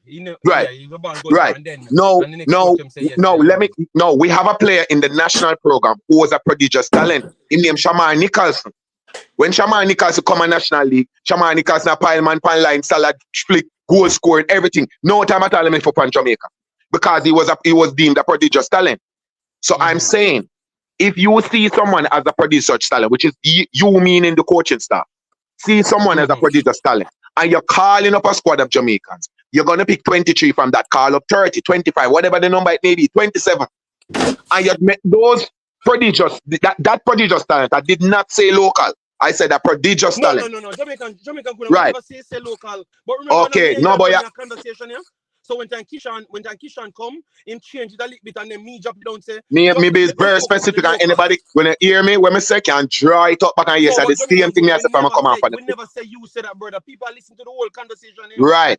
Me say when me I say, me never say calling in Dixon, leaving out anybody. Me say if you see somebody where you think is a prodigious talent, bring them in, brother. Amari'i is one of them. If the coach sees him as a prodigious talent, bring him in. And every young player is prodigious, and every old player has been prodigious, and every good player has been prodigious. Some man start early, some man start early and burn out, some man start early and go on, some man late bloom. As bad boy just a while ago. Kane never was nobody when he was a youth player. Until he reached Tottenham and him start mash up Tottenham youth side. You understand? So that statement of Kane, I think he made an error on Kane. Kane was actually good as youth. Vardy was not as good though. Kane was good as youth. I never say I wasn't good, JD. We never say. All right. Yeah. Okay. All right. So what may I say is, he was not a prodigious talent. Cool. Even the youth where you mentioned Shirley around in the convo, where what the youth name again? Mothersille. Ian Zert. Mothersille. Mothersille. Yeah. That Mothersille is the youth from Chelsea, right? Yes. Remember, he was one coming out of Mothersille. They deem Mothersille as a prodigious talent in Chelsea's setup. So yes, if people, that's what they want. Yeah, well, I'm saying that. So if you want to call him, bro, you make it look like making before you call in one man, you can't call in the next brother. No, make it no Jamaican gonna be that's the problem. Brother, me advocate for more spaces so you can call in some place to look for them. I'm keep on saying that you just bring it to somewhere else. Call in players and look for them in a business where they come from. But JD, you keep on interrupt me and nah hear what me I say, brother. Yeah, but me say, but you're not hear what me I say. All right, attack what me say. What me say is this: if Jamaica is calling up a squad and they see a player that they deem a prodigious player, be it Dixon or Amari'i or anybody, call them in at the squad and see how they measure up against the international top league players such as Pino and Lowe and Michael Antonio, etc. See how they measure up, assess them, and if they're not good enough, you throw them away. If you think them can bring an impact to the side, you use them in the side. All right, Jamaica. Oh, my son, attack that now. Attack that. My argument to you. What if 5 of them, because we have more 5, 6 of them, you just call out names them. So you think of the Jeff not having some because we have included Jeff, and my conversion was from the one. I put everything in third, and I said we only can bring us some amount Jamaican go now. But here, what I want them could have been God talent, I'm gonna limit them. So let me ask you from day one. So no, just actually to be a say. So you have to select a few, then you care tell me Jamaican go them, I'm gonna bring so much. I say after the man and bring 2 men. So you break that down now. If I do, you only can bring out of the world 7 or 5 we are talking about. Oh, you go about then. I need a try from 30 minutes ago, you know. Because you said Jeff always with the F shit up. I mean now them F shit. Me just say them clear to them now the finance. So, we are gonna get all them talent if we are the only tournaments we are professional. Could be realistic. We have the local the world qualifiers, yes. So that is something that we can bring more people in, because majority of the local guys could have come in because take no extra. Can I get a chance to answer your question now? Yes, fine. You answer that one. You're asking me how them can get in at the side. We do not play one dege match. We do not keep one dege camp. If you call in 2 players and the 2 players them there, you pick whichever 2 you want. Spaceman, Alien Man, Superman, Aquaman, anybody where you want. Put them in a squad, assess them, see how them look. If them don't qualify, okay, cool. Here where you need to go, bad boy. Go on your yard and go work on your left foot, go work on your right foot, go work on your heading, go work on this and that. But now you have seen these players and you know what they're made of. One over there, so next time next camp call up 2 women again, see how them 2 man they look, and then dash them away again. And then you're gonna run through a pool of players where you can compete, or you have an idea if they can compete with the pace of professional players and with the physicality and all of the other things that will come with being a professional international footballer. That is my point. Okay. So Jamaican Guna. So that means you're saying that we'd have to be strategic if the JFF can't afford it. And pick. We have to pick. Bro, me not talk about. You know what? Me not mention nothing about no JFF. I mean, I mention nothing about no afford. Me not mention nothing about JFF. I mean, I mention about afford, because that is a total different tangent. Attack when me say. No, but me know why you create a strawman and tell me about what you mean is that JFF. I did not mention JFF, my G. So me no mean nothing about no JFF. Have a conversation without JFF included. Bro, that is a different tangent. We are talking about JFF finances. Me don't work at JFF. Me no working at them financial department. Me don't know about their money. People can come say anything what them want to say. Me not talk about that, because that is gonna go on a tangent and go down a different rabbit hole.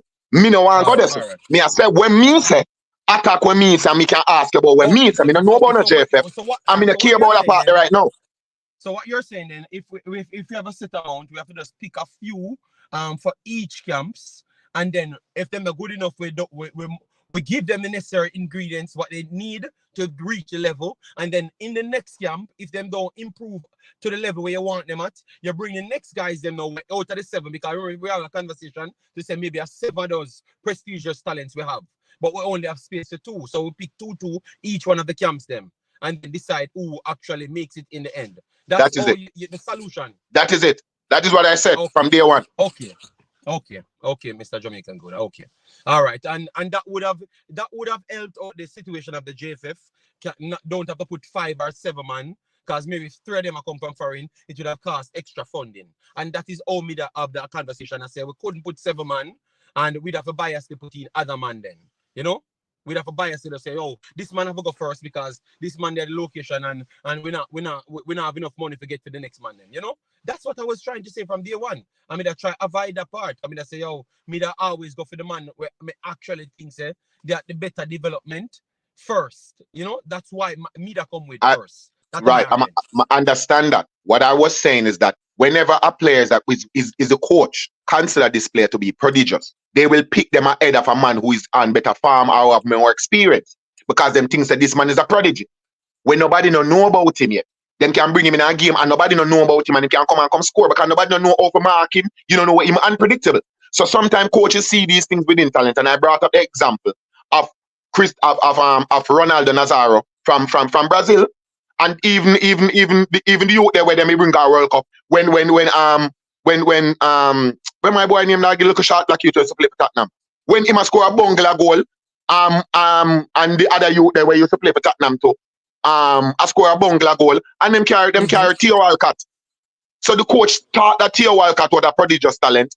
He didn't turn out to be, but he thought he was a prodigious talent at that time. And he made the decision. Sven Goran Eriksson made the decision when other strikers were scoring 15, 16 goals and when there was in an Arsenal youth setup. So if a coach deems a player a prodigious talent, they will pick them ahead of another player, and you have to understand that. And I'm saying, if the coach deems that Dixon is a prodigious talent, and we have a shortage of strikers, call him in a squad and make him train the big ball of them. That is my point.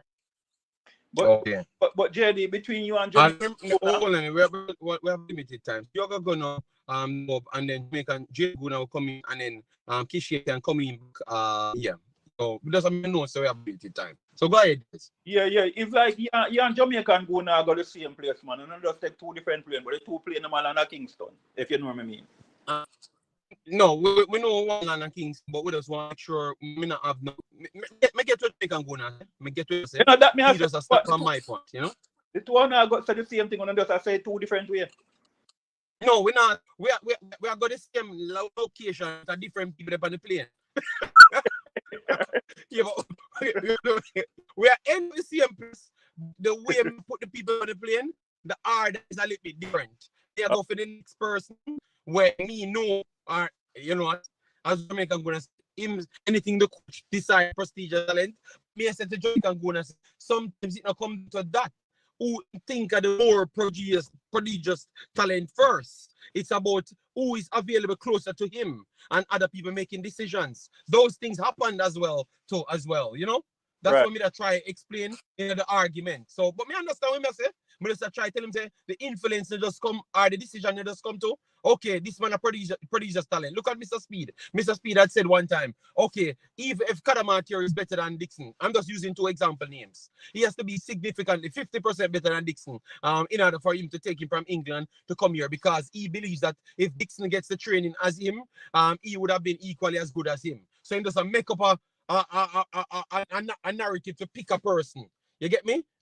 So that's how I'm evaluating it, how people still do things, because I don't think that has changed overall. I still think it's the same approach that they used to evaluate the talents them.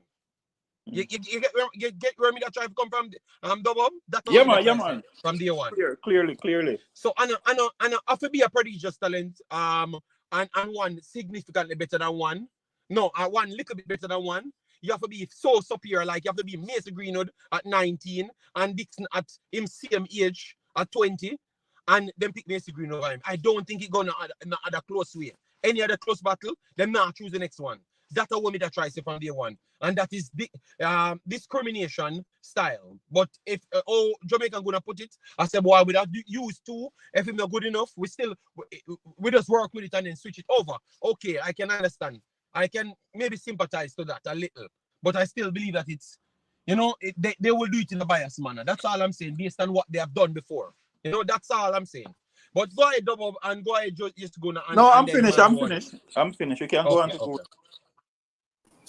Yeah, so Jamaican Jason gonna get involved and Kishian get involved as when Jason gonna finishes, so we can wrap up the show. Yeah, so this argument about the training camp, if it's very hard to look have like Jason gonna gone. No, man, Jason gonna there, man. He might talk. No, he might talk. You know, I hear him. No. Yo. Me, I hear Jason going on, but I mean, I don't know if other people might hear him. I don't know. Yeah, I hear him too, man. I hear him too. I hear now. All right, go ahead, Jason. Go ahead. Yeah, so this argument, I understand, like, to me, the point that was missing was the point where I don't remember who did bring it up, but the JFF and the money thing is an important part of it, because at the end of the day, every time the squad pick, there are players that are playing overseas, whether them domestic, base, overseas, base, local, band, whatever. And we said they should be in the team as well. And so anytime we're talking about squads and training and everything, you know, there are a lot of players that are playing outside the country that were at one time deemed to be prodigious talents that we seem to just forget about. And it's like whoever is the flavor of the month, they need to be in a training camp. They need to be around the team. But it's like, I don't think that we get so emotional in these things, because last year we had a player that we wanted in there. This year we have a player. Next year when Manning Cup and the Costa Cup happen, it will be another player. So these things shouldn't really factor into who we're calling into training camps. It just should be about performance. Now, I will say, in Dixon's case, everything that they've put in front of the young man so far, him seemed to be able to get over the hump. So, you know, I can understand if you're going to have a opening or a door where you say, okay, 3 to 5 players just going to train with the team when we call them. You know, maybe they won't go on any games, but they'll just be training. I don't think that's a huge expense for the JFF. So that's probably why it would happen, right? But again, like, you know, who's to say who those 5 should be? You know, because as JD said, there are other players playing and they're overseas, and, you know, yes, they're getting better development at club level, but at the end of the day, it's about developing with the players in the team. So who would you rather want to mesh with the players that you might be using in the future? Would it be a player that, you know, maybe will still be trying to develop 2-3 years from now, or a player that's a little further along that can maybe actually be playing for us 2-3 years from now?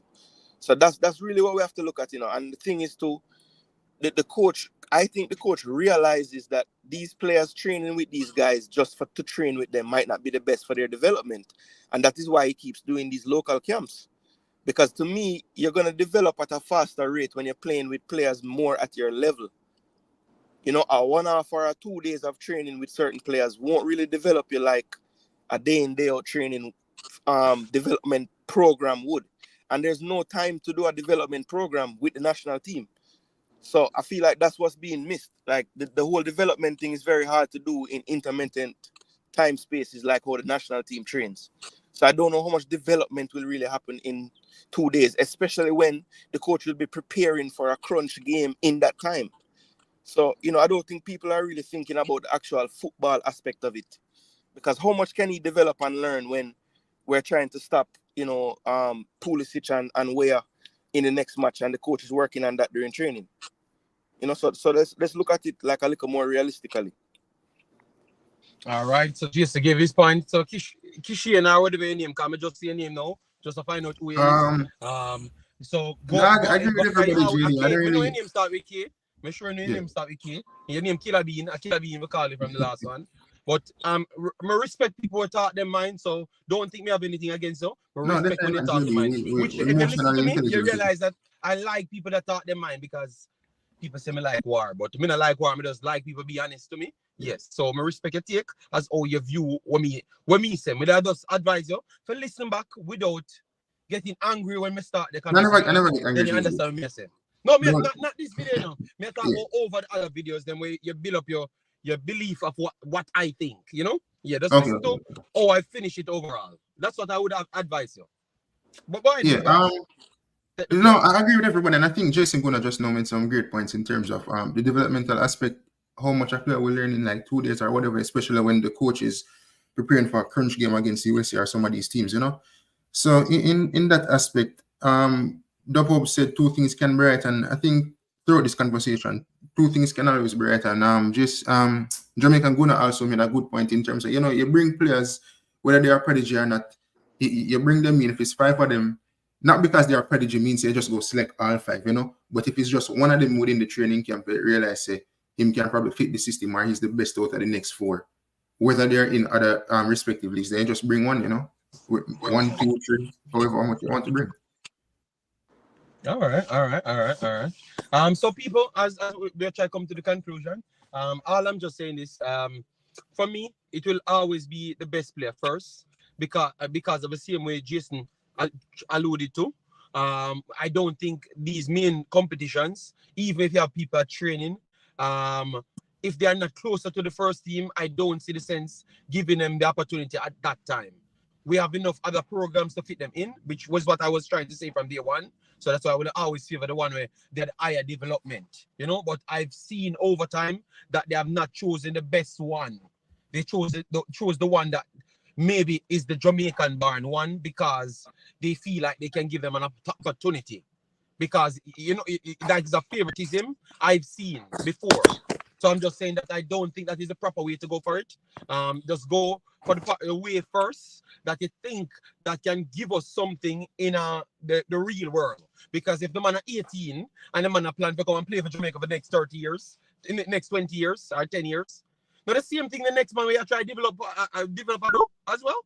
And the same thing I'm do, some see where the favoritism need to come in.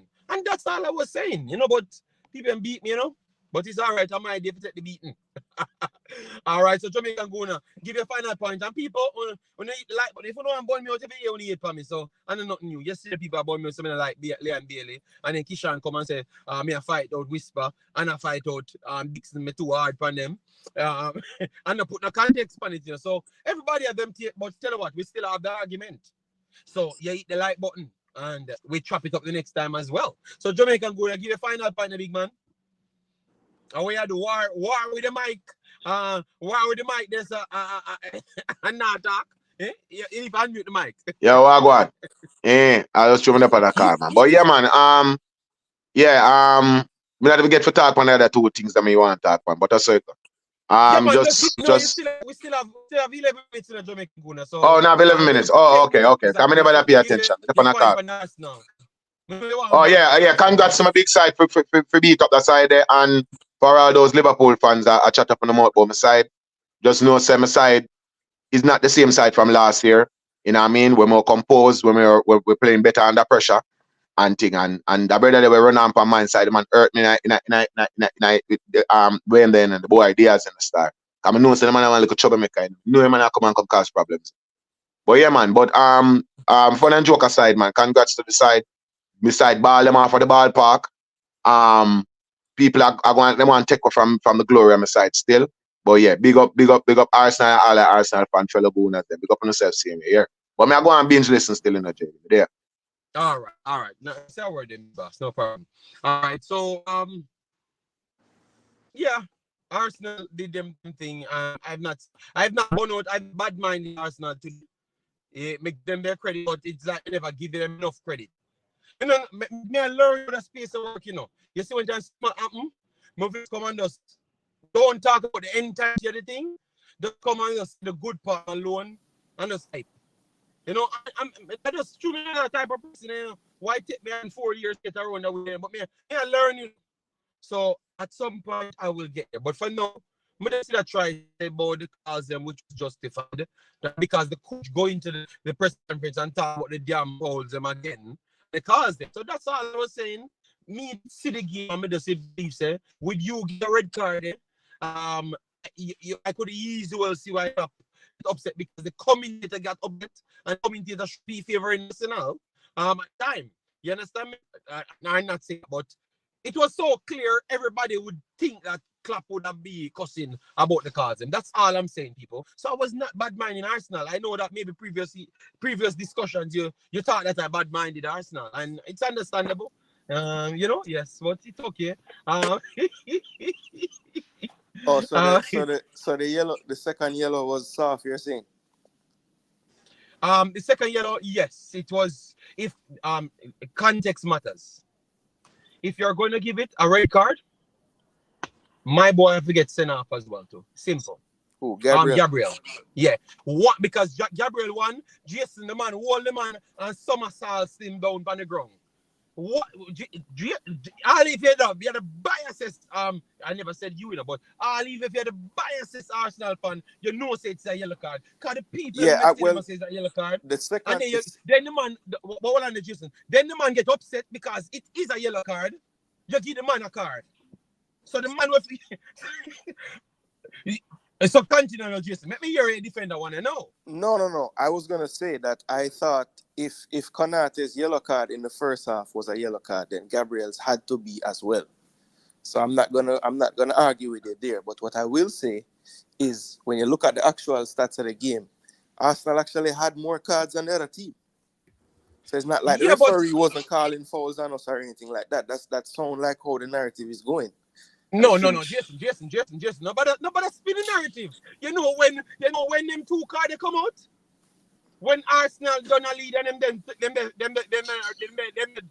10 man down, and then no and Havertz have to be cussing the sideline man, and them saying no Havertz hold that, and then fried rice clear out my boy in the middle where you couldn't say I know I read you couldn't say nothing. You couldn't say nothing. So those were obvious. So you could see why the coach get upset.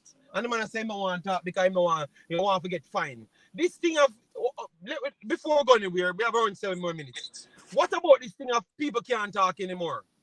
Yeah, that is madness. The censorship thing where man can't talk and say mine. You know things say them take away that from the passion from the game.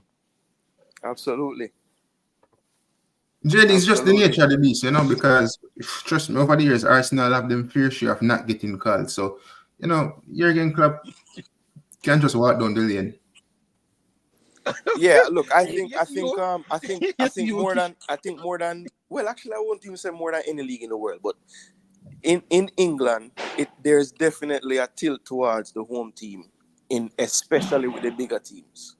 And it plays, especially Liverpool. I won't say Arsenal don't get their fair share at home. I will agree that Liverpool, it seems, gets the most, and Manchester United as well, Kishan. But You know, I think I've always said this, over the course of a season, it will play out where you get some and you don't get some. And there were games this year. Liverpool fans will probably say the referee beat them twice this year, because the Tottenham game was a madness, way more than the Arsenal game. You know, because for me, that play, if Konate is on a yellow, you know, Havertz is not going to take that ball and go score a goal from there. So to me, it was unnecessary for him to put up his hand and all of that and block him off. You know, just take your beating and run back, you know. But in the moment... So Jason, you honestly believe that the man put up his man and block him, Jason? Or yes. Havertz turn into him literally try to protect himself, because of that the man come on to, you know, him never JD, Havertz looked like he was going to push the ball towards the wing. And he changed direction and mess up Konate, and Konate wanted to turn and run with him.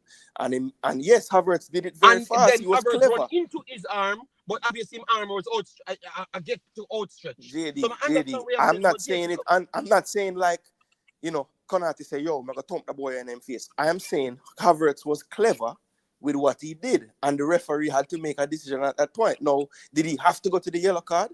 Maybe not. But at the end of the day, in the way that play happened, and it being a counter-attack at that, if he beats that man there, no. Remember, Nelson is streaking on the right side for that pass. You know Havertz going to give him. So, in that moment, I think it was warranted to be a yellow, because they have started to give yellows, even if the foul is not egregious. At the passage of play where it is, it will constitute getting a yellow card. And in that moment, the counter-attack being stopped, it was a yellow card. All right, so fair enough, Jason. I like how you explain that.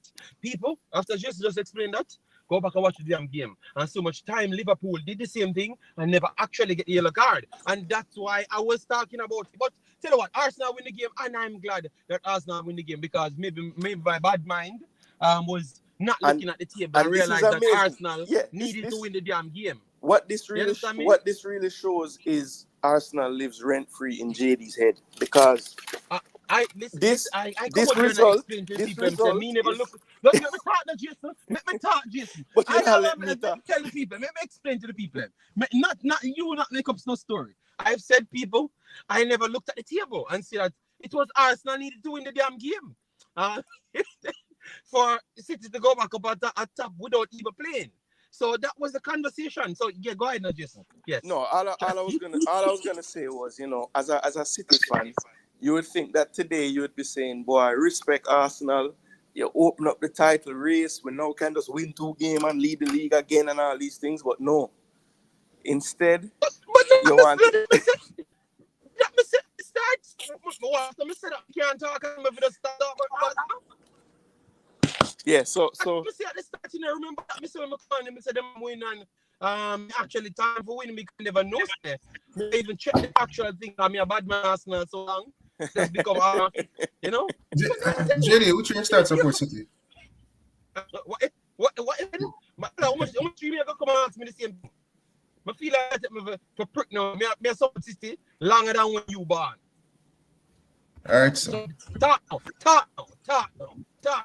You see, from the point in time, I start supporting him. See the whole of them argument there for the next game. Okay. We're reaching 2 hours. That I want to reach. So yeah, people, thanks again. Let me hit the likes. As if everyone reach 100 likes. Because a 5 like only mean in the first 20 minutes. The disrespect that you have, man. And people later, I am going to be having a U17 girls tournament out of Jamaica.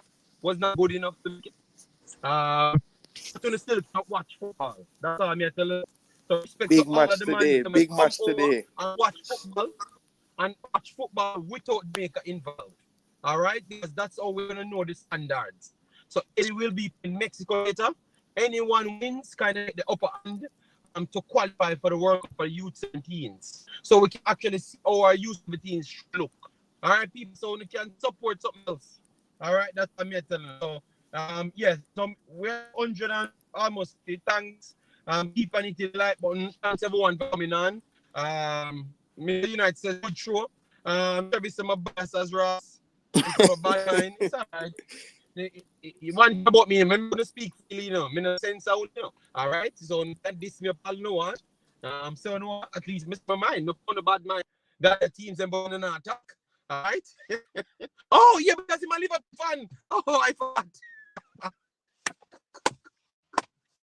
All right, so double big up yourself, and go big up yourself, and people here. See you in the next one. Maybe tomorrow it is. Or come over the extreme. All right, bye. Take care.